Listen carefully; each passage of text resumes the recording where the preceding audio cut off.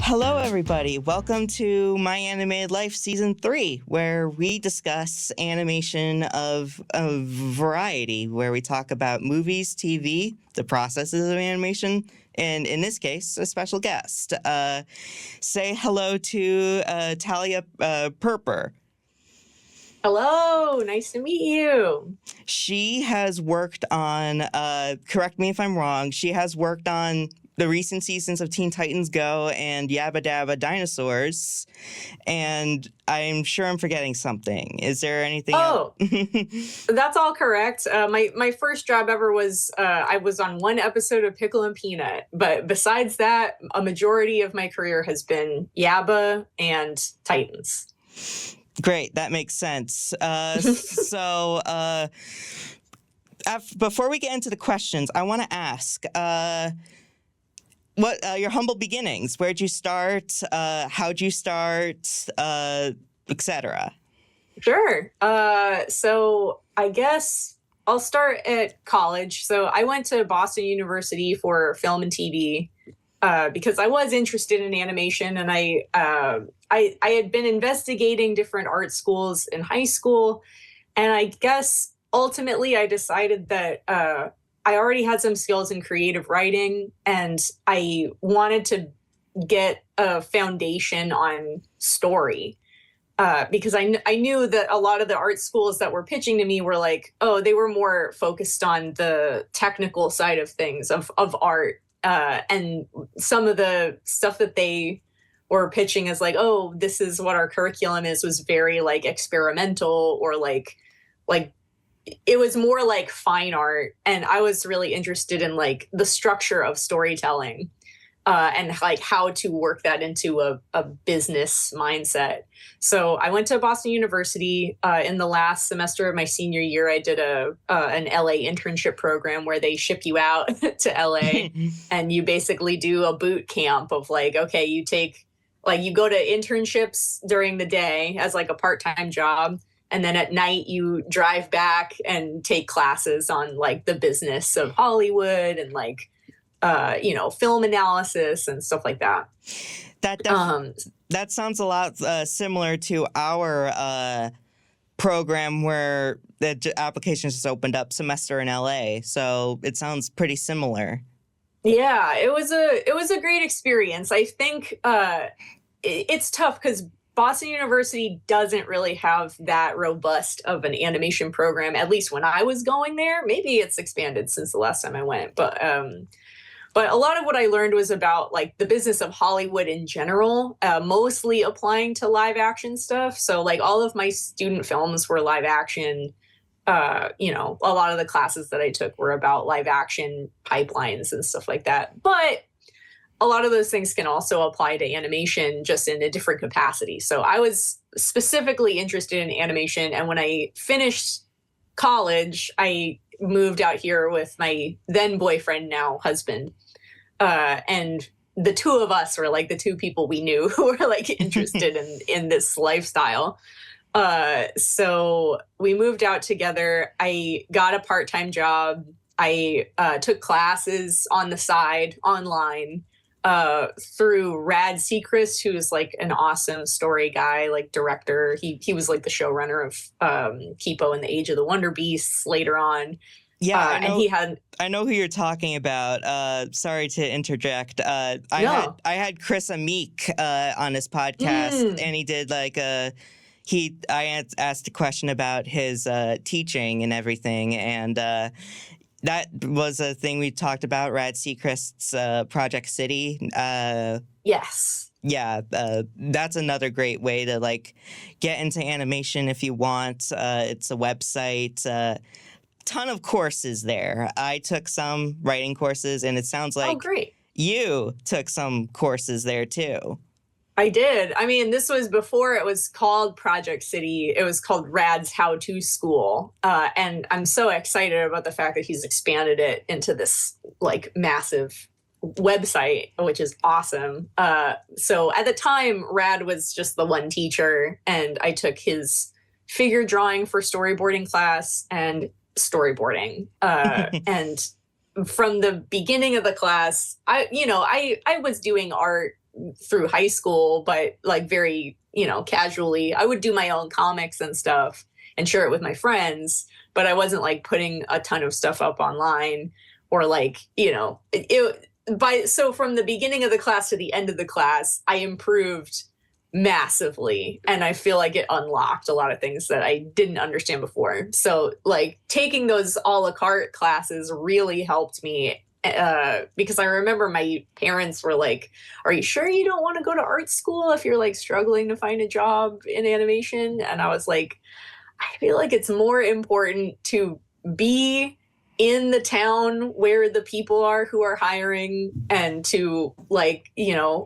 see on a ground level, like who is hiring, what do I need to know, like people skill wise to like get where I need to be, like be around your peers. So like if I had gone back to an art school to like gestate for 4 more years or whatever, then it would have taken me out of that zone. So eventually, I was working at this, desk job for a while, got fired because they were like, oh, well, you clearly want to work in animation, so like we need someone who will be a manager. And I was like, oh boy.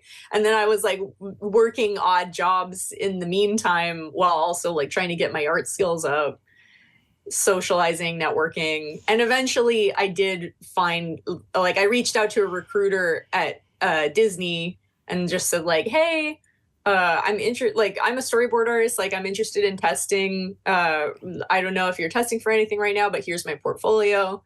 And then they hit me back and said like, oh, we're actually testing for Pickle and Peanut. And so I took a test. And for those who don't know, like a storyboard test is like, it is like a prompt that you're given that's like, oh, here's if it's a board driven show, it's an outline. If it's a script driven show, it's like 1 to 2, and like between 1 and 2 pages of script that you're given to visualize over the course of a week, and then you deliver it, and it's supposed to be like a sample of your work that says like, oh, this person is clearly thinking in the sensibility of the show.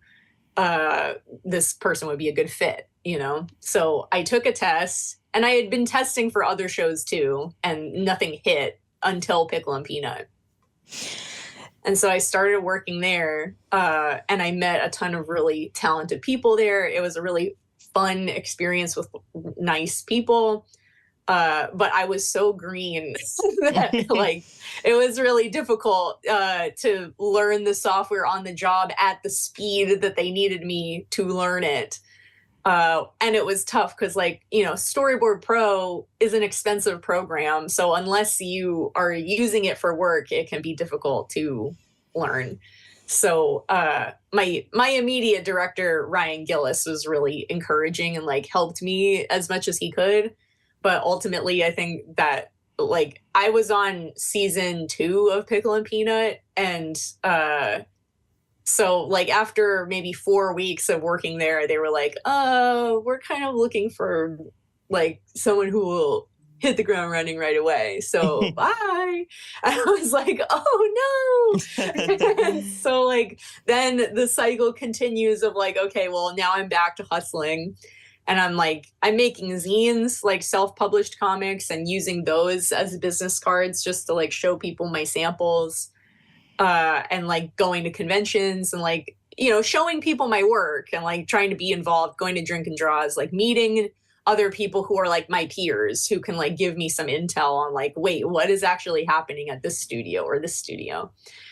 And then eventually a mutual friend of mine was the art director on Yabba Dabba Dinosaurs, John Vermilia, awesome dude.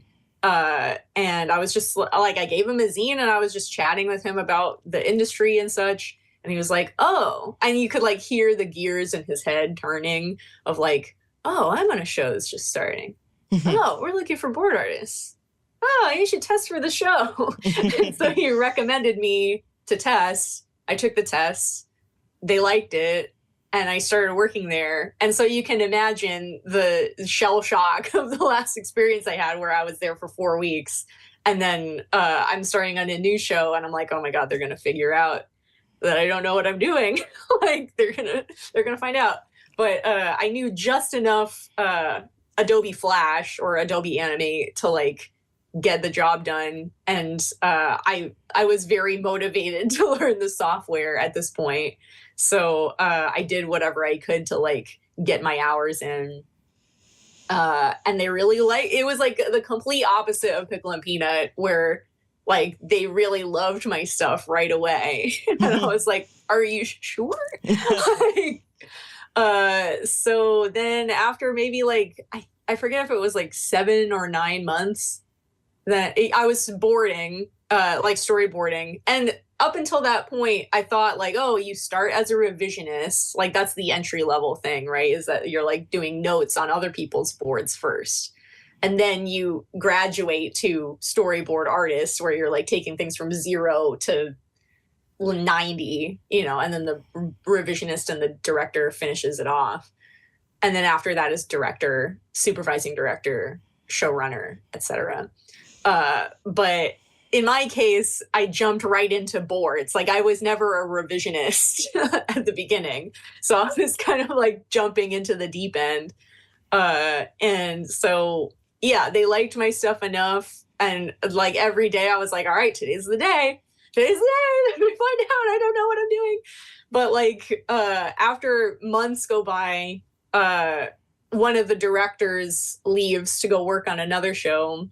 And they like my boss calls me into his office and is like, oh, so what do you think about directing?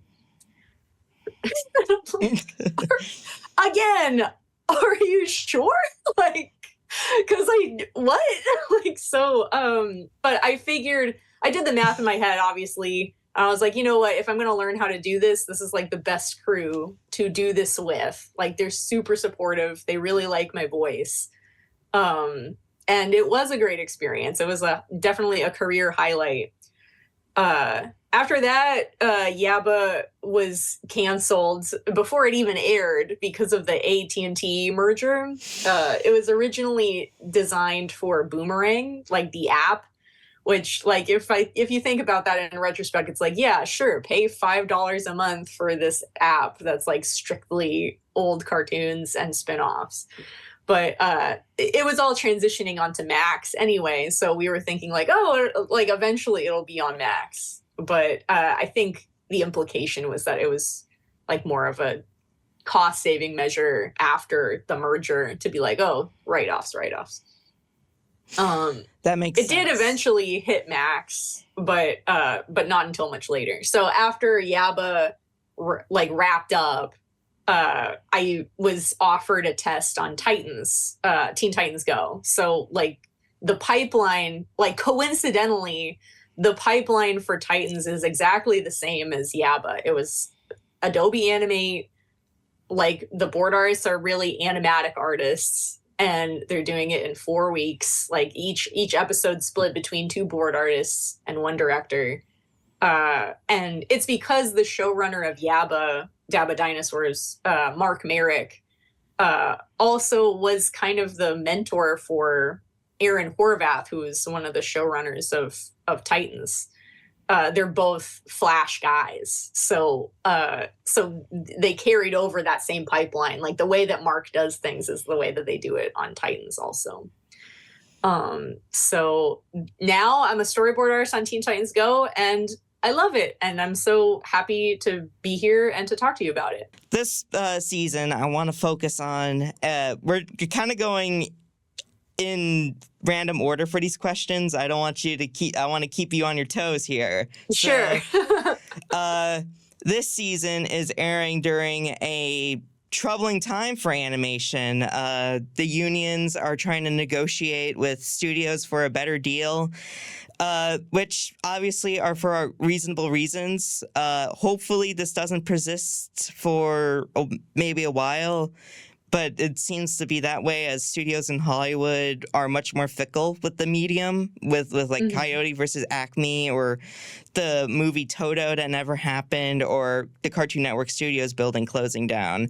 Yesterday, you posted a storyboard that explains what a story artist is loudly and clearly. Some of the demands you and the team made is to have it explained what they do and have it be where you aren't as overworked, i.e. script writing, animatics, sound effects, and more. Do you as a story artist feel underrepresented in the medium in the industry, and what would you try to achieve if you don't get the deal, if you did get the deal through? So good questions. I mean, in terms of feeling underrepresented, I feel like storyboard artists are some of the most vocal people in our union. But that being said, I think some of our craft specific issues have been put on the back burner for multiple negotiation cycles. Just to give your listeners a little more context. Please do. I'm a part of the Animation Guild's Local 839. It represents Los Angeles, and it represents animation workers who work at these big studios. So every 3 years, we renegotiate our contract, and it's basically, like one aspect of it is keeping up with inflation and like allowing us to continue like making money, because if wages stay the same every 3 years, then it's basically taking a pay cut over time. So there's that, and then industry like fluctuations. There's different things that happen every 3 years. So like in this particular cycle, AI is a bigger deal than it's ever been before. So it's critical that we get legal language put in our contract for how that would be addressed, et cetera. So there are certain issues that affect everyone, like AI or streaming. And then there's craft-specific issues for, like the storyboarding community. And those are the ones that I'm making videos about to educate people on exactly what those mean. So you brought up the whole thing about like, making sure that we're not overworked and job descriptions. Right now in our contract, there are no like clear, like this is what a storyboard artist is. Like there's no job description. It's just the title and the code, which is associated with like, oh, this is how much of your wages get put towards pension and health plan. It's just the title and the code and the wages. For like first 6 months, second 6 months, and journey, which is like, okay, your experience now. Like this is how much the minimum is. That you can only negotiate the minimums. You can always negotiate higher, but like the minimums like helps setting a good minimum at least allows people to live and pay rent. So having clearer job descriptions in our contract that explain what we do and don't do helps mitigate job creep, which is like a big topic that honestly affects many different crafts, not just storyboarding. So like, that's why we're making a push now for like, hey, storyboard artists are specifically targeted for having all these extra tasks piled on because studios have been notoriously outsourcing all of these roles after boards. Like, they want to lock down as much as they can in the storyboarding process, but like there's only so much we can do in like 4 to 6 weeks, So they've just kind of been slowly but surely over many years adding these extra tasks depending on the production. So different productions operate differently, but I just wanted to make that clear that like that was the topic of the video that I just put out. And then there's other stuff like job codes. Like there are all these extra job codes that are honestly kind of vestigial from previous negotiation cycles that we've gone through. Like there's a job code that's like staff comic strip artist. And it's like, what is that? Like, that doesn't reflect the current reality of what we do. The only one that does is production board, which is the highest paid job code of all the other ones that are like somewhat relevant to story. So the more people we can get on that job code, the more people get paid. It's just it's very straightforward.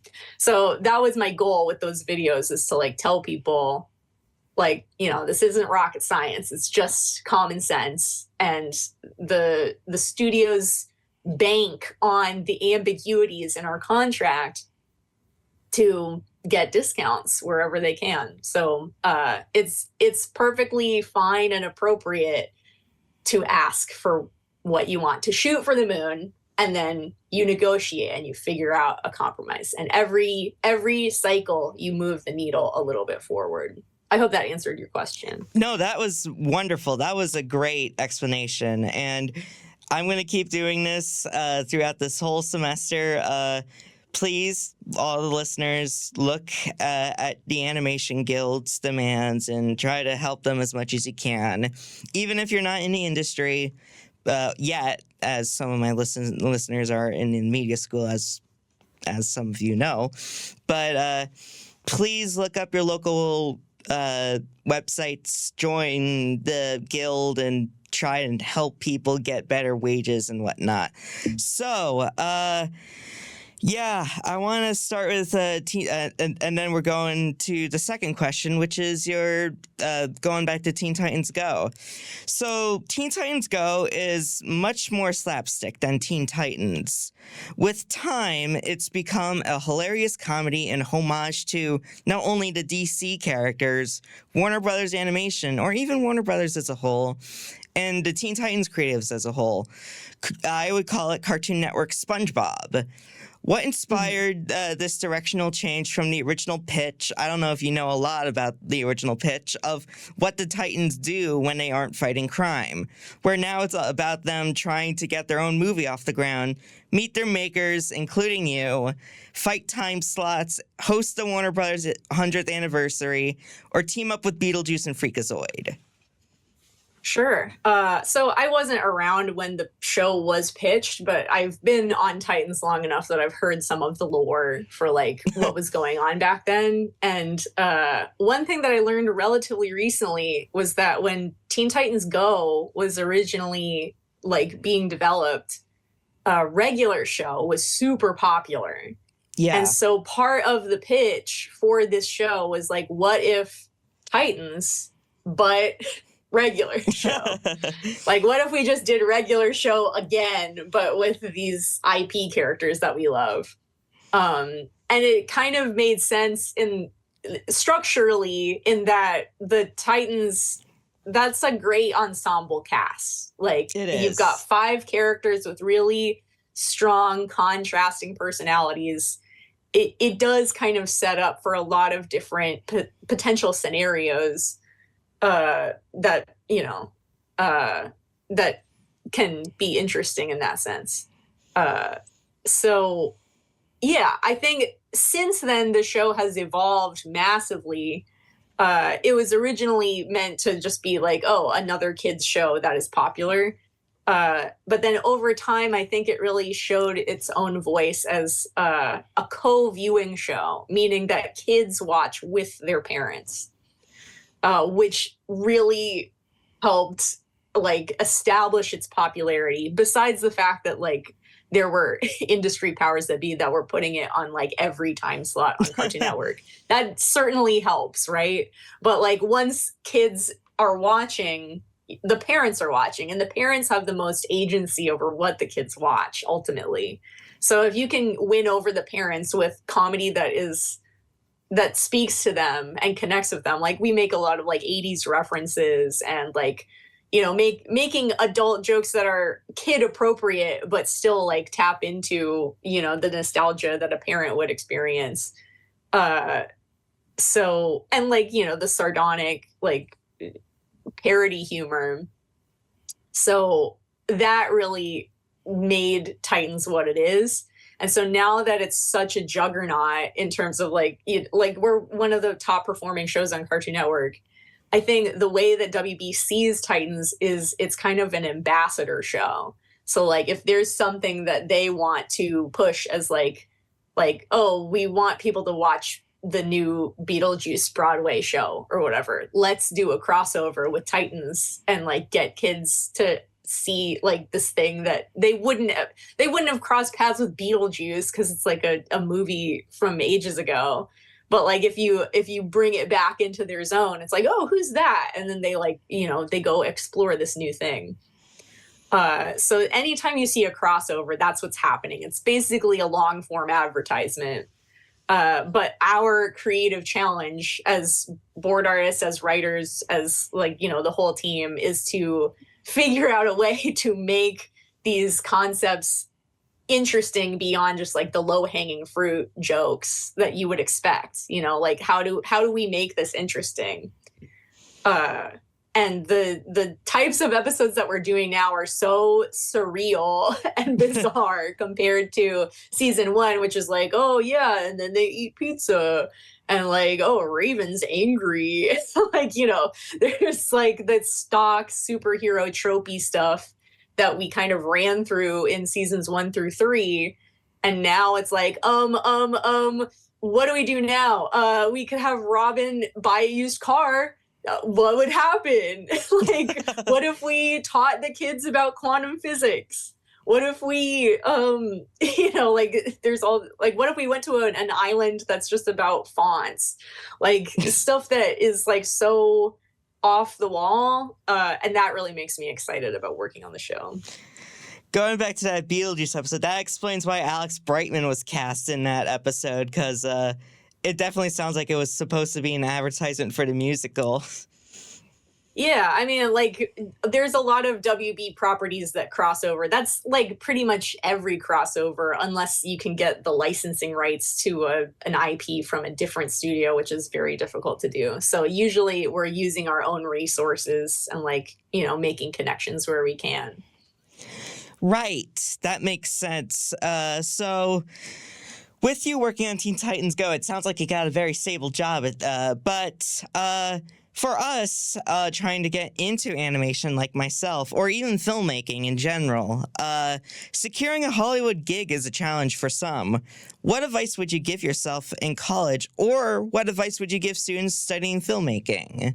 The most general advice that I could give to someone who's interested in filmmaking or animation is truly just to start making things and showing them to people and getting feedback on that thing, and then applying that feedback to the next thing, and not being too beholden to like making things perfect or like getting hung up in the details. One thing that I was thinking about when you asked this question was the parable of the perfect pot.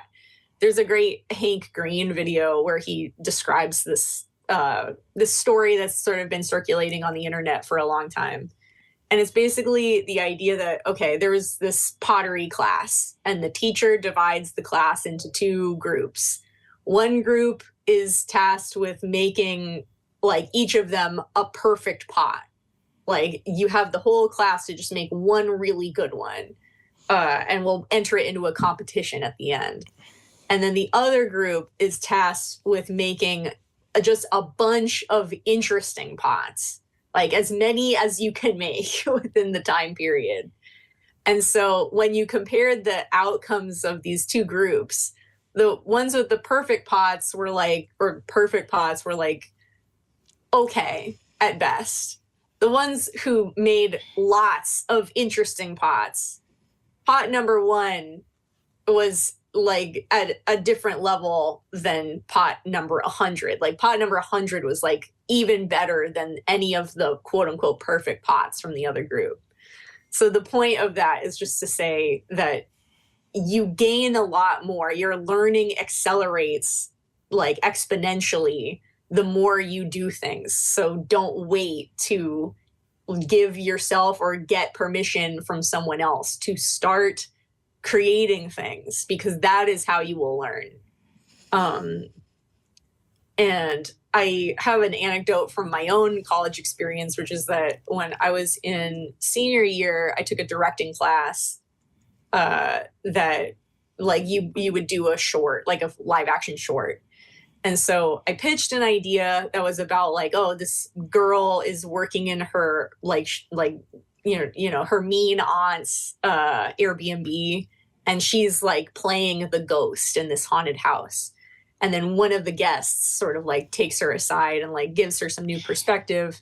And then at the end of it, she feels empowered to leave this horrible situation, and you find out that the woman who helped her was like the ghost of this character's dead mom. And so everyone was like, oh, that's such a cool story. But it just wasn't feasible for me to make on my own, because I would have had to rent a big house in the suburbs somewhere, and I had no money. I would have had to like know how to do all the special effects to sell the idea that this woman was a ghost. I would have had to like get all these different actors, like background actors, primary actors.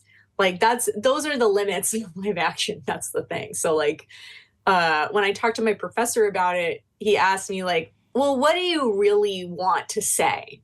Like, what are you interested in exploring? And it was more about like my relationship with my mom and her relationship with her mom, because she had a terrible relationship with her family and she had to go out of her way to find positive female role models. So we found a parallel story that was very similar to like, evoking the ideas that I wanted to evoke. But it was much more feasible because now it was about a child actor who has now grown up and her stage mom is hovering over her. And this new director at this audition gives the character more perspective to like escape this situation. So the constants are the constants. The variables can change. So that's something that I think can be really empowering for people who are making films or telling stories, is that it's really important at the inception of your idea to be very clear on what it is that you want to say. It really helps guide you through the whole process. I really like that anecdote. And so for the last question, this is going to tie into where people can find you. So recently you started a coaching gig where you coach upcoming story artists on how to make a sexy and stylish portfolio. I know, that will make studios blush. What inspired you to do that? I assume it was probably from the Rat Seacrest thing. And do you think that the medium of animation, the pipeline as it is now, should be taught more at bigger institutions like Indiana University or Boston University? Sure. I mean, to answer your first question on what inspired it, I've done, Rad and his classes definitely left a big impact on me and made me the artist that I am today. And since then, I've also done the Story for All mentorship program, which is for uplifting up-and-coming BIPOC storyboard artists, which was a really fulfilling and awesome experience for me. So when I was thinking of starting this coaching idea, it was actually kind of somewhat inspired by, the threat of a potential looming strike. And I just want to be totally clear that we are not at the point where we're like even thinking about striking yet. Like negotiations have to go through their due process every time we go, so it's just something that's been on my mind because there's so many artists that I know right now who are in this like dry period of the industry and are really struggling to find work. So I was giving myself the challenge of like, okay, Talya, God forbid you can't work on Titans anymore. What are you going to do? Like, what is your plan B? And so I was asking myself, what are my secondary skills? Yapping is one of my secondary skills. So, but I also really love teaching and like giving people the resources that I wish that I had when I was a student. So I'd seen some like similar types of things bubbling on Twitter. Like I knew some people who were like, oh, I'm offering like one-on-one meetings to talk about pitching or storyboarding or writing or whatever. And like Chris Amick's class, I took his writing class a while ago. And I wasn't at the point where I felt confident doing like full classes yet, because I hadn't yet articulated exactly what my theories on boards were.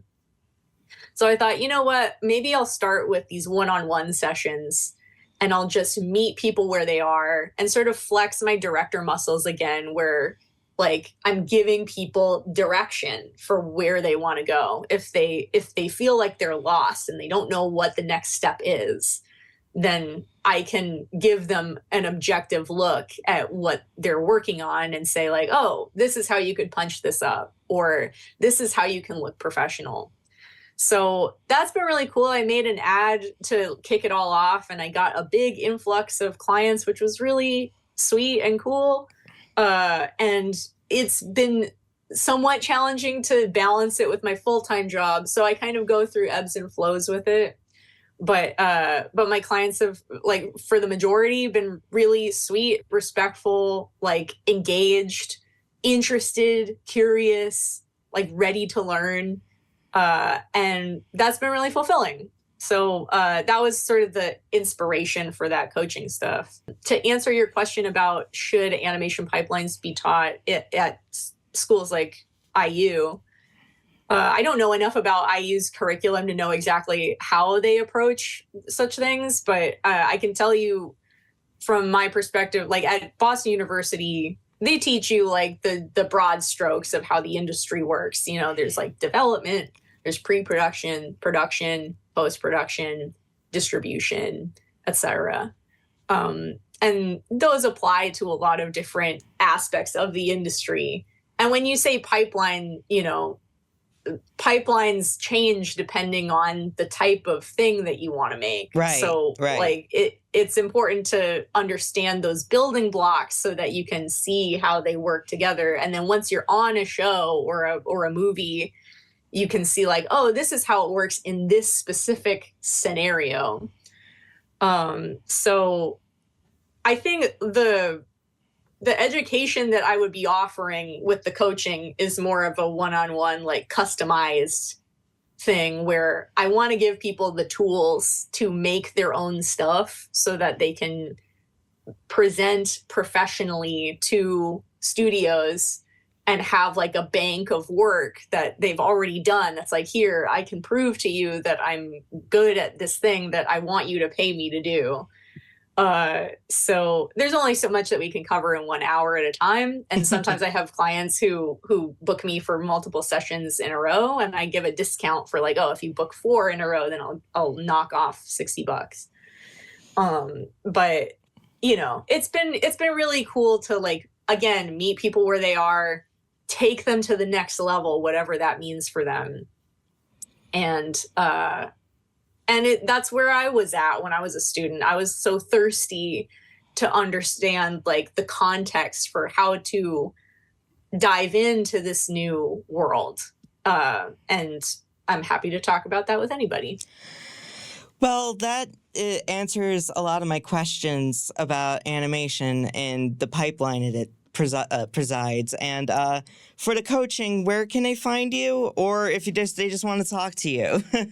Well, you can always DM me on social media. That's probably the best way to book a session with me. And then I'll give you a little copy paste of like, this is how you book.